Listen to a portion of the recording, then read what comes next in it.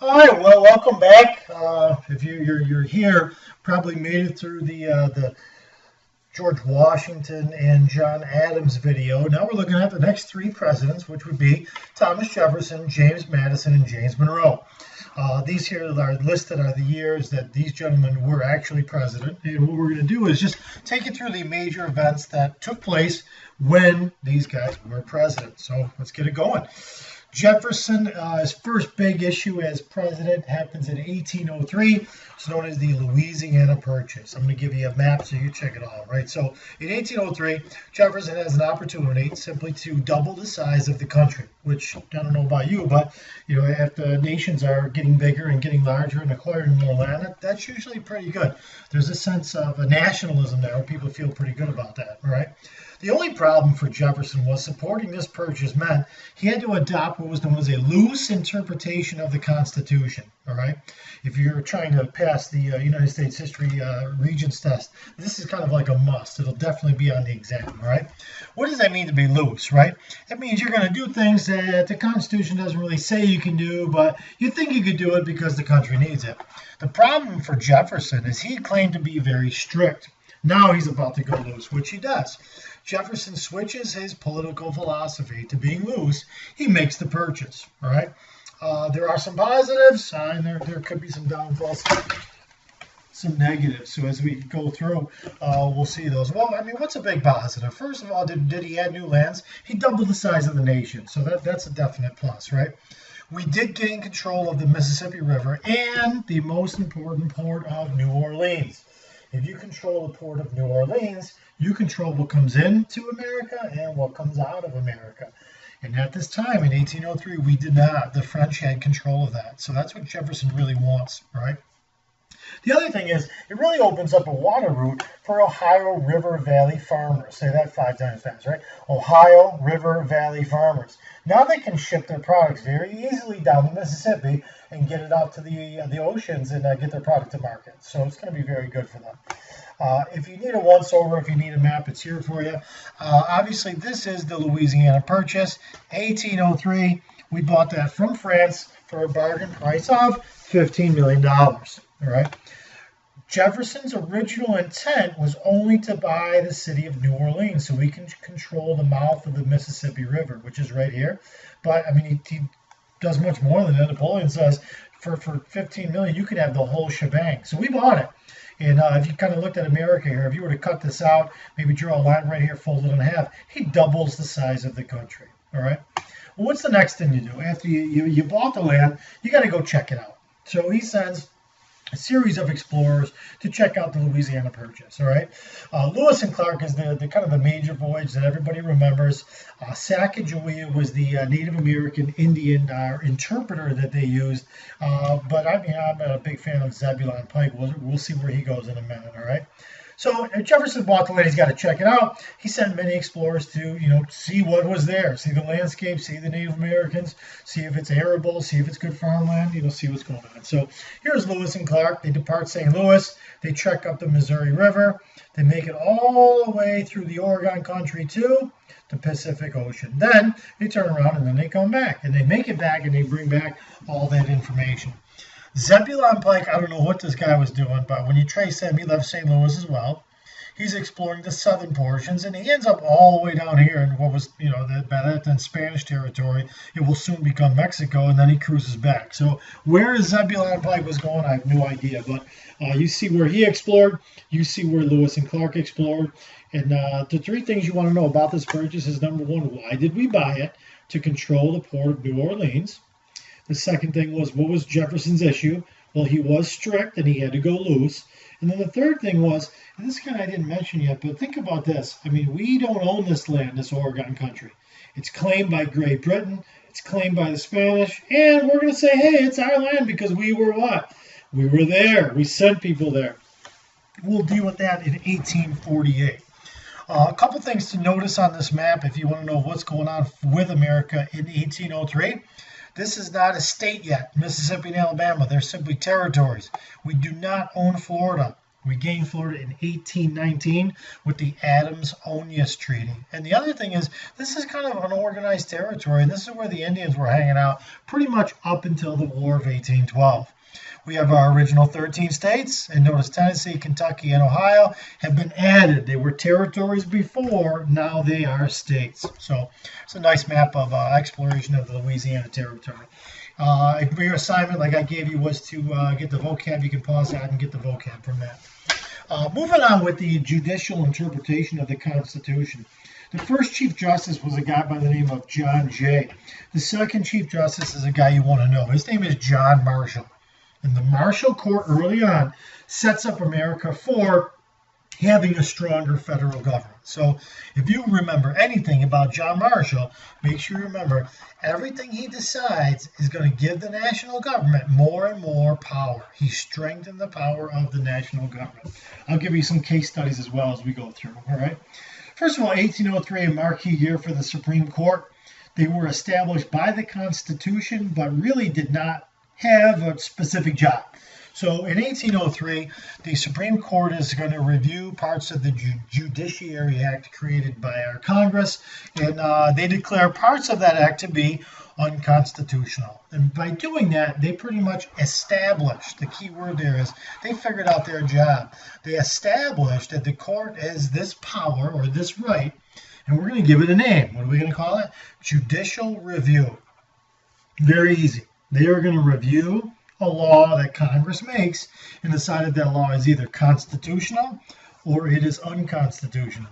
If it's constitutional, we keep it. If it's unconstitutional, we're going to get rid of it. All right?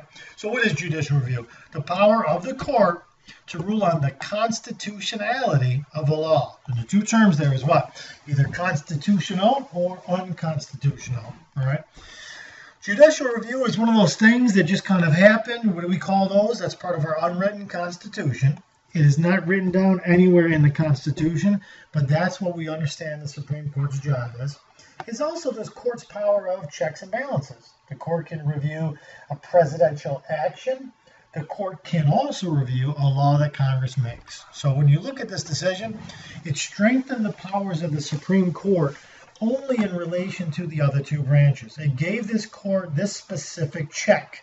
What do we call that? Judicial review. A couple other easy cases here. 1819, Mcculloch versus Maryland. We created a national bank, and it was decided that the state of Maryland, they wanted to get rid of the bank. So they began to tax it. They began to tax it with a special kind of paper money. And basically, this was challenged. In the Supreme Court, under who? John Marshall said that the federal government can create a national bank. They also came out and said, hey, by the way, the federal government is bigger. It is supreme over all state laws. So states can't do just whatever they want. The states have to follow the federal government. All right. The other case you want to be aware of is Gibbons versus Ogden. This is a very simple one. The state of New York tried to control trade between multiple states along the Hudson River. And in this case, all the Supreme Court did, they went back and they read the Constitution and they said, hey, it's the state of New York, you can't do that. So it reaffirmed the only person that controls interstate trade is Congress. Congress controls trade, not state. Congress controls interstate trade, not the states. State of New York thought they could. What did the Supreme Court tell them? You can't, because who has that power? Specifically, Congress. And all you got to do is read the Constitution. That's right in there. All right. If you need your definition of judicial review, right there for you. Knock it down. All right. The court can be very active, and it cannot be doing much. And this is in flux. This fluctuates. So you should know the difference between judicial activism and judicial restraint. So judicial activism is that the court is very active. Think of the court being active. If they make decisions, everybody in the country has to follow them. So but if the court is very active, they're basically setting policy. Here's our decision. Everyone's got to follow. The court at times has also been very restrained in their decisions. And when there's a period of judicial restraint, the Supreme Court really says, you know what, I'm not going to get involved here. I'm going to let previous decisions stand, and it's not really our part to make a big impact here.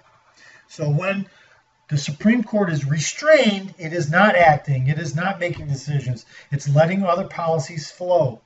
When they are very active, they're making decisions and forcing people to follow them. So that's the difference between activism versus restraint. And if you want to take a look at my little goodies down there, it's fine.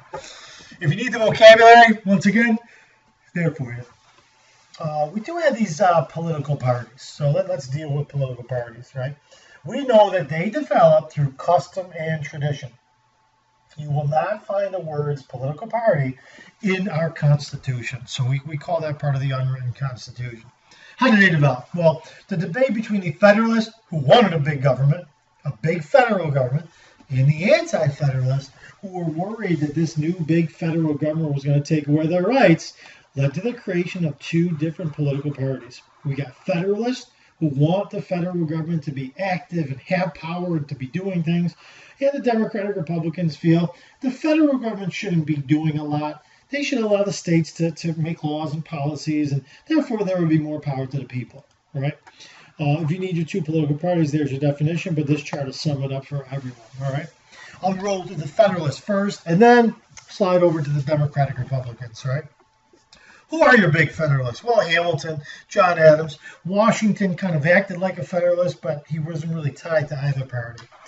These are your we call these the elites, the wealthy, the rich, the well-educated, and Hamiltonians, or the John Adams, the five Federalists felt those people should be making decisions, right? They believe the federal government should be strong. They said with a strong federal government, we will have order and unity. These guys favor the cities. They want factories, they want shipping, they want trade, they love the national bank, they like that kind of stuff. To do that, the government's got to get really loose, right? Hey, we're doing stuff because it's necessary and proper. They prefer the British, and they really like the protective tariff because that protected our factories. On the flip side of things, the Democratic Republicans were led by Jefferson and James Madison, who wrote the Bill of Rights, right? And they felt that the government shouldn't be doing a lot, that people are the true source of political power. They believed in people's rights, they believed in states' rights, and they felt the government should be small and act small. That being said, that's going to make them very strict. All right, and you get it down here, strict interpretation. They favor people's rights. They want to see a land of small farms. These guys want to see a land of big cities and factories. So there's two different visions here. They favor a very strict interpretation. Once again, if the Constitution doesn't say you can do it, then you can't do it. They preferred the French. They didn't like the national bank. They didn't like the protective tariff. That chart's kind of nice. It kind of sums up who Federalists are and then who the Democratic Republicans are. Good slide for you. What is going on with foreign countries during the Jeffersonian years in 1800, 1823? Well, we had a couple things going on. There's a lot of events in Europe that are going to influence what we do, influence what's going on at home, and influence what's going on with other countries. All right. All of these presidents attempted and tried to maintain a foreign policy of what? Stay neutral. You're going to remember that from George Washington's farewell address, right? Stay neutral. American neutrality meant staying out of European wars and insisting that America be respected. The only problem here is that these countries who've been around for years and years and years, we're the new kid on the block, and we are not respected yet. You'll find that out very shortly. Trading is a major issue. We say we should be able to trade with whoever we want. Those countries are going to disagree, especially Britain and France, right? So if you need foreign policy, it's there. It's what we do with other countries. What's going on during 1812? Well, Great Britain and France, they were previously already at war. Well, that's good for us because we could sell them a bunch of stuff. The only problem is Britain did not want us trading with France. France certainly did not want us trading with Britain. So we had to deal with these larger European countries not respecting our neutrality. Well, what did Great Britain do? They seized our merchant ships. They would stop one of our ships on the high seas, and if that ship was on its way to France, they would take all the goodies. So basically rob from our merchants. Congress then passes the Embargo Act. And this is Jefferson's way of staying out of the war. Eventually, we're going to end up in war, but Jefferson attempted to stay out. So what is an embargo? It's basically a fancy way of saying a stoppage of trade. We are just not going to trade with those countries. So what did the Embargo Act of 1807 do? It said we are not trading with nations at war. Well, what does that mean? We're not going to be trading with Britain and France. We hope to get Britain and France to lift their blockades to allow us to trade again. This last 2 years, and the Embargo Act actually was designed to hurt Britain and France. But in the end, who did the Embargo Act hurt? It hurt our merchants. Trade stopped, shipbuilding stopped. Those economies were at a standstill. So what does Jefferson do before he leaves the presidency? He repeals the Act of 1809. If you don't know that word repeal, it means to take away. He said, we tried it, 2 years, doesn't work, we're going to rip it. We're going to take it away. Here's kind of Jefferson. He's dealing with foreign affairs. Not so good, by the way. Napoleon's robbing us, taking all the money. You got the King George over here from, Europe, from Britain, and he's ripping at the pocket line. So Jefferson's like, what the heck am I going to do? You know what? We're just not going to trade with either of you. Doesn't work out. Okay? So Jefferson lifts the embargo. We go back to trade. This is a famous cartoon. I really like this one. Damn it, how it nicks him. So you got like an American merchant. You have the snapping turtle grabbing him, right in the butt, actually. He wants to get his product on that little boat and then let me go back for it. On that little boat, and then what? Sell it to the British. But here's like the government official. Here's like the enforcer or the snapping turtle. And this would be your Embargo Act, right? And he's saying, oh my God, this cursed "oh grab me." You know what's neat about the "oh grab me" is what? You know, come on, read it backwards. Embargo spelled backwards. So if you see that cartoon, especially on like an exam or something, you should pick up that is the Embargo Act of 1807. That's Thomas Jefferson. Okay. Obviously, this is pretty simple, right? 1806. If this is 1807 right here, what happens to trade? U.S. export. What happens to trade? Goes right down, right? And then we're going to have to deal with that. Eventually, it spikes after the War of 1812, but it's kind of where we're at, all right? What were the causes of the War of 1812? Where are we at? Well, Great Britain continued to violate our freedom of the seas. After the Embargo Act, we go back to trade. What's Great Britain doing? They're seizing our ships, taking our cargo. Great Britain also had this policy of impressing or forcing American sailors to serve in the Navy. Impressment was the British way of getting people to fight in their Navy. And they would basically, if they saw a good sailor, a man who knew the rigging of the sails and he was good on the boats, they would take him and they would force him to serve in the Navy. So Great Britain took our ships, they took our cargo, they're taking our people. They were taking our citizens. We also found out that the British were selling weapons to the Native Americans on the frontier. Well, if we fight the British, we're going to gain respect. They won't mess with our ships anymore. They won't take our cargo anymore. And hopefully they'll stop taking our people. So there was enough kind of ammo here for James Madison, who's the next president after Thomas Jefferson, to go to Congress and say, hey, do you guys want to go to war, right? The other thing is that Congress is the one who can declare war. And there was a bunch of people in Congress, we're going to call them war hawks, and they were farmers from southern and western areas. They were congressmen, and they wanted to go to war. Why? We can beat up on the British. We can take some of their land. We might even get Spanish Florida out of it. And what does that equal for our nation? More farmland. So you have all this stuff happening with Britain. Then you got a bunch of congressmen who simply want to go to war. What do you think's going to happen? Obviously, they're going to declare war. Nice little cartoon of what? It's a British soldier. They're aboard an American merchant ship. And what did they do? They took our sailors. What is the term for that? It's called impressment. They are impressing or forcing them to go fight over here in the British Navy, right? These are two famous war hawks of the day. This is my man, Henry Clay.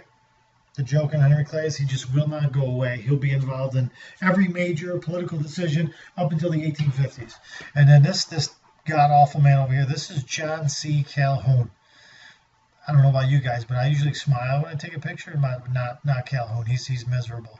Later on in history, his pictures will get equally worse. I mean, he's always a miserable guy. I don't know. He's Henry Clay, big-time war hawk. He wants to go to war. we said these congressmen were from the western or southern areas. Well, the west for us was Kentucky, and the southerners were from what? South Carolina. John C. Calhoun, big-time war hawk. So you got Clay, Calhoun, they want to go to war. Well, we fight the British for 2 years. The war ends in 1814. Nothing really changes in terms of a boundary. We don't gain land. We don't lose land. We kind of we stick up for ourselves, and we really didn't win the war, but we also didn't lose the war. What do we get? All right. The war reinforced the American belief that our policy of neutrality was justified. We should stay neutral. Why? Wars cost money. They cost lives, and staying neutral would be nice. The worst thing that came out of this is the Native American tribes really lost their ally in Great Britain. And what that's going to lead to, very shortly after the War of 1812, Americans are going to start pushing westward and continually pushing the natives further west of the Mississippi even. All right. American manufacturing actually began to grow. Why? Well, we weren't trading with Britain because we were fighting them, and they put up a blockade, so we couldn't get anything from France. So we started building our own stuff. Because we were cut off from European products, we just began to really expand our industry. In the early 1800s is a big time of kind of industrialization for the United States in terms of early factories. All right. Opposing the war in the face of a growing sense of nationalism, it really weakened the Federalist Party. So remember, if you want to go back in the presentation to those slides of Federalists and Democratic Republicans, the Federalists are pretty much going to fade away at this point. They did not support the war, which the majority of Americans did. They never won another presidential election, so they're going to cease to be a major factor in our politics. And for a while, we're going to find out that there's only one political party. What else do we get from the war? Well, Andrew Jackson becomes a war hero. Andrew Jackson will become president. William Henry Harrison becomes a war hero from the Battle of Tippecanoe. He beat up on the Native Americans in that area. He will eventually become president. So we gain these new war heroes. We also get the Star-Spangled Banner, which is our national anthem. Was inspired by the bombing of Fort McHenry down in Baltimore Harbor. So we get a national anthem, we get some war heroes, we get a little pride. We're feeling pretty good, all right?